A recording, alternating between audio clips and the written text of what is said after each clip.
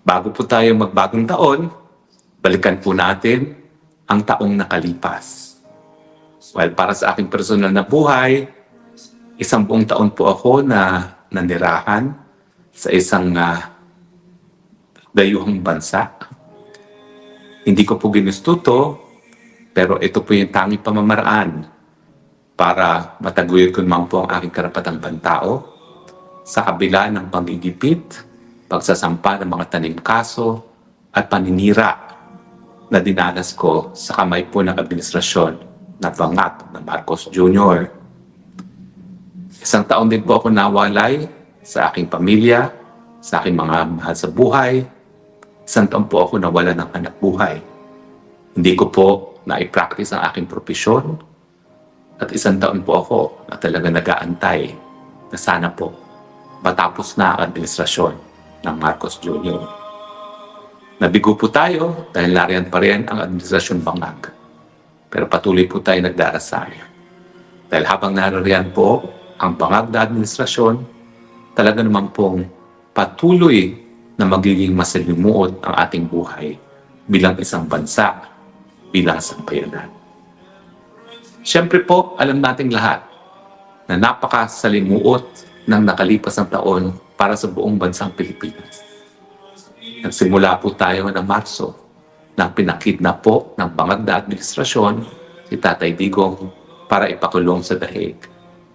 Sa totoo lang po hanggang ngayon, hindi ko po maalis sa isip ko na parang meron pa ako dapat na nagawa para sana maiwasan itong masalimuot na pangyayari kay Tatay Digong at sa sambayan ng Pilipinas. Yung mga panahon po kasi yun, ako pa po ang nag-arrange para makapagpulong si Tatay Digong at si VP Sara sa Hong Kong. Kaya nga lang po, paalis na ako doon sa lugar kung saan ako binigyan ng sanktuaryo. Ang sabi sa akin ng host ko, nasaan ang mga gamit mo? Yun pala, ang sabi nila, hindi ako po pwedeng umalis kung saan ako binigyan ng sanktuaryo at bumalik. So bagamat ako po nag-arrange ng pagpupulong kay Tatay Digong at kay VP Sara sa Hong Kong, tinawagan ko si VP Sara at sinabi ko na hindi na pala ako makakabalik doon sa lugar kung saan ako merong sanktuaryo, ako'y aalis. At ang sabi ni VP Sara, at siguro huwag ka na muna pumunta dahil wala ka mapupuntahan afterwards. Hanggang ngayon po, hindi ko maalis sa isipan ko na kung malalaman ko rin naman na padadala nila si Tatay Digong sa Netherlands, dapat umalis na ako doon sa sanktuaryo. Dahil mula nung araw pong noon, nung Marso 11, 2 araw lang naman po ang lumipas, ako'y umalis din doon sa aking lugar kung saan ako nagkaroon ng sanktuaryo. Parang nasumunod kay Tatay Digong sa dahig. Sana umalis na nga lang po ako. Dahil kung ako po'y umalis at natuloy doon sa Hong Kong para sumapi sa pagpupulong ng mag-ama, siguro po, nasa Pilipinas pa si Tatay Digong. Dahil ang sisiguraduhin ko, babalik at babalik naman sa Pilipinas si Tatay Digong, pero pagkatapos po na maiahin ang mga kaso sa Korte Suprema, pagkatapos po makakuha ng temporary restraining order para nga po pigilan ang pagtutulungan sa ICC dahil wala na po talagang jurisdiction ng ICC mula tayo nagbitiw sa ICC at mula naging epektibo yung pagbibitiw natin sa ICC. Sinisisi ko rin po ang sarili ko kasi nung tinanong naman sa akin ni E.S. Medialdea kung ano bang balita ko, kung talaga bang may arrest warrant sa ICC, isa po ako sa nagsabi na wala. Bago ko naman po sagutin yan, tinawagan ko po ang aking mga naging estudyante na nagtatrabaho sa Department of Foreign Affairs. Sinigurado ko po na walang ganyang impormasyon na meron ng arrest warrant si Tatay Digong na natanggap ang ating embahada sa dahig.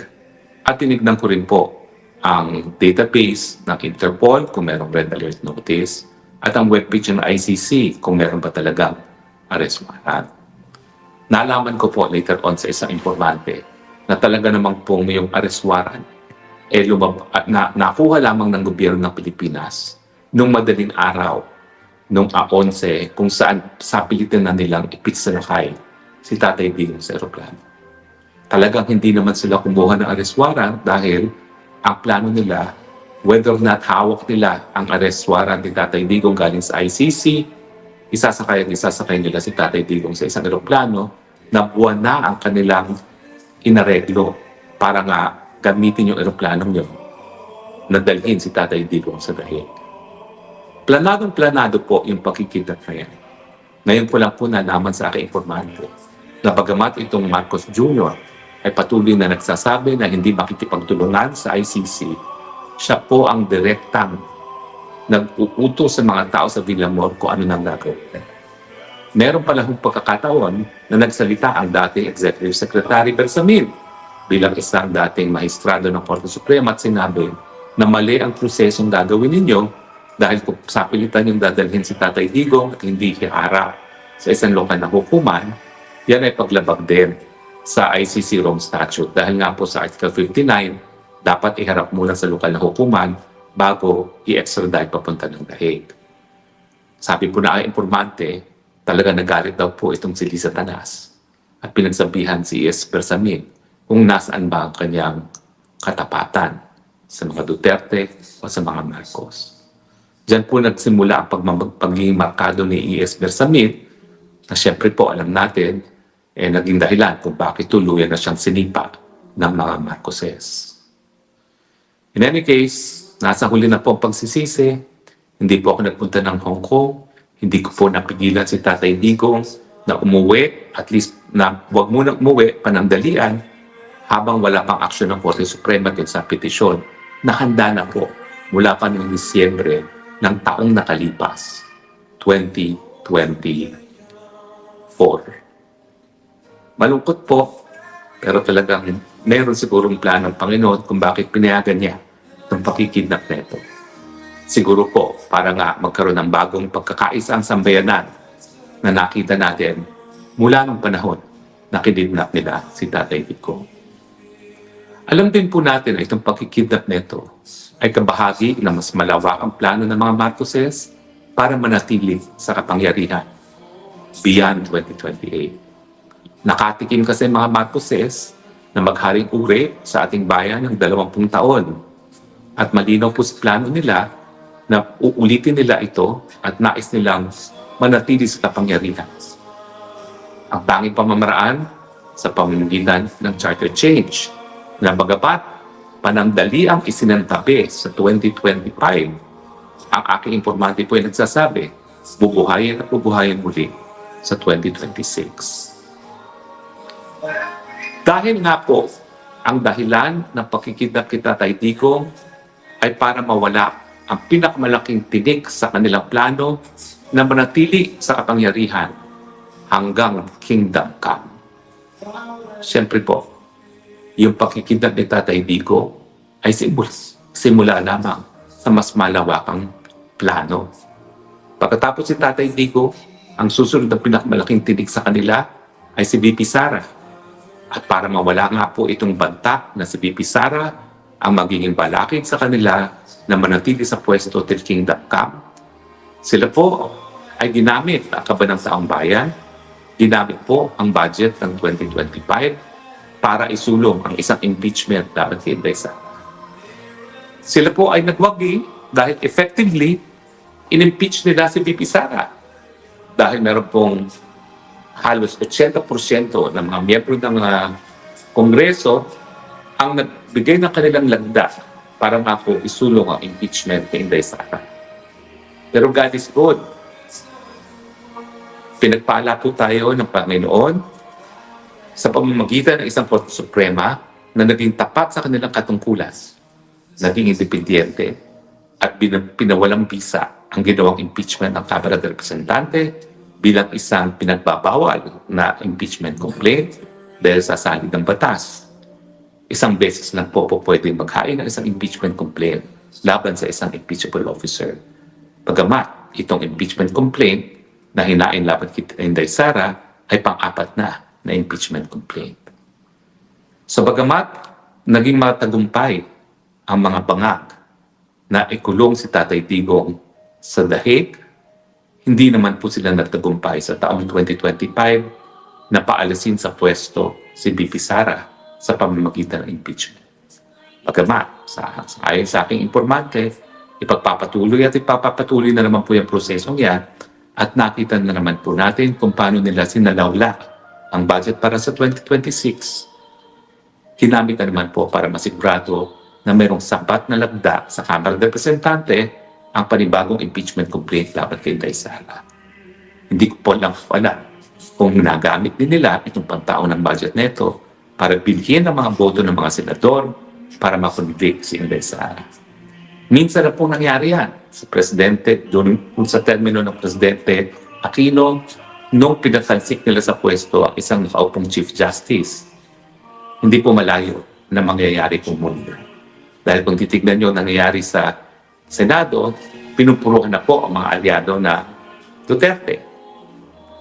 Nagtatago na po ngayon si Senator Bato de la Rosa. Ang aking informante ay nagsasabi, isusunod at isusunod nila para padala din sa ICC ang Senator Bongo. At syempre, sinimulan na nila si Cheese Escudero na dati nila kakampi, pero ngayon po ay ginagawang sacrificial lang dito sa issue ng korupsyon pagdating sa infrastructure projects. Syempre, ganyan din ang magiging kapalaran ni Senator Jinggoy Estrada.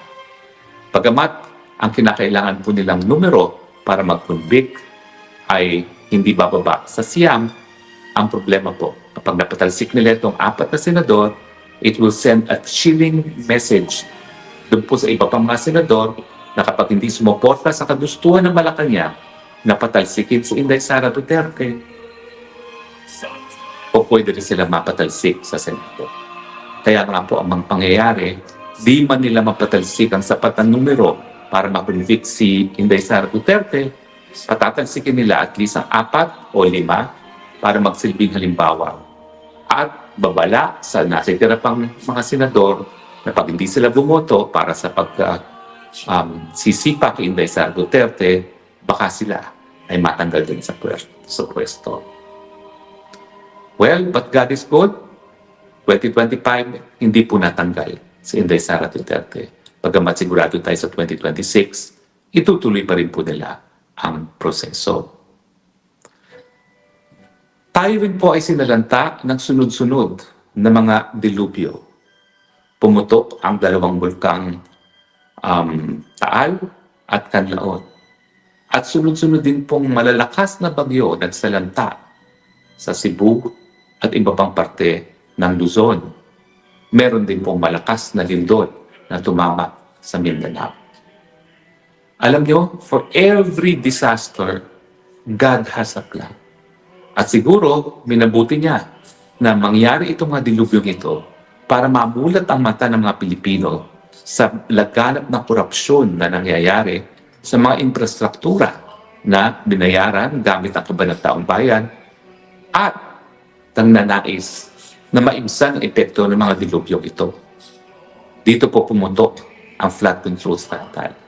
Dahil habang lumulutang at lumalangoy sa baha ang mga naghihirap na mga Pilipino, lumabas po na sa unang 3 taon lamang ng administrasyong Banga, 1 trilyong piso na po ang ginastos para sa flood control, and yet wala pong kahit anong remedyong nakuha dito sa 1 trilyong piso ito. Lumabas din po na sa paunang pahayag ni Mayor Benji Magalo na hanggang 60% na po ang ninanakaw ng taong bayan, ng mga magnanakaw sa gobyerno, politiko, kasama na po ang presidente, imbis na ito ay gastusin para sa mga proyektong linadaan para nga po maibsan ang epekto ng sunod-sunod na pagbaha kapag meron po tayong malakas na bagyo. Ang mabuting nangyari naman po, naggalit ng gusto ang taong bayan nung nalaman nila na linalamo ng mga politiko ang mga salapi na nakalaan sana para sa kapakanan ng ating mga kababayan. Nagkaroon tayo ng 2 napakalaking public rallies. 2 na pinangunahan ng Iglesia ni Cristo pero sinuportahan po ng sambayan ng Pilipino. Ito po siguro ang kauna-unahang panahon na ganitong karaming tao nagtipon-tipon para ipahayag ang kanilang sentimiento laban sa korupsyon na nangyayari sa ating gobyerno. Ito po ay huling nangyari nung pinatalsik natin si Marcos Sr. at si Erap Estrada. Ngunit hindi rin po nakamit ang inaasahan ng marami, kasama ko na po ang pagtatanggal sa pwesto ng isang bangag na presidente na hindi nagbibigay solusyon sa ating mga problema. Pero kung babalikin po natin ang ating kasaysayan, hindi naman po talaga mangyayari ito instantly. It took us 20 years para po matanggal ang Marcos Jr. Siguro naman po, makaaantay pa tayo na ilang buwan matapos na ipakita natin ang ating galit sa korupsyon na nangyayari sa lipunan natin bago matanggal ang bangat na presidente. Kung ang pulboronic video po nung taong 2024 ay simulang naging issue dahil sa pulboronic video na ipinakita ni Maharlika sa Los Angeles noong July of 2024, well, nagkaroon po na ngayon ng kumpirmasyon na talagang ang presidente ay bangag.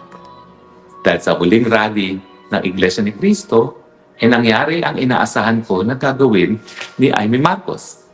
At yan po ay pag-amin na ang kanyang kapatid ay isang adik. Wala na pong duda ngayon na ang Marcos Jr. ay bangag. Dahil ang sarili na niyang nagkapatid ang umamin na talagang bangag si Marcos Jr. Ito'y problema na sa mulat-mula. Bagamat ang ulit-ulit na sinasabi ni Marcos Jr. ay siya daw po ay magpapagaling na at titigil na. Pero ang impormasyon na siniwalat ng kapatid ng presidente na si Senadora Amy Marcos, bangag pa rin ang presidente.